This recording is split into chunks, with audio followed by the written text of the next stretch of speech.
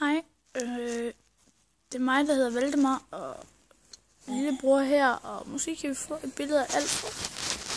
Nej, han er ikke. Jeg har... Min computer kommer måske... Den kommer lige om lidt i hvert fald. Om nogle par dage. Så skal vi sammen med Christoffer og GG Kongernes og Rasmus spille spillet DayZ. Og vi ved ikke, om vi kan lukke Rasmus med på noget Castle Crash, som Robin Samsør spiller. Eller Counter-Strike, eller et eller andet.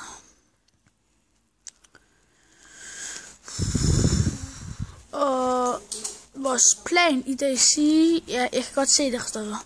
Vores plan i DayZ, det er i hvert fald at prøve på at komme med i et eller andet stort slæng af det survivor, altså overlever for zombierne. Hvis I ikke kender spillet DayZ, så bare se mine videoer. Jeg skal nok lægge et link op til, hvordan man spiller det.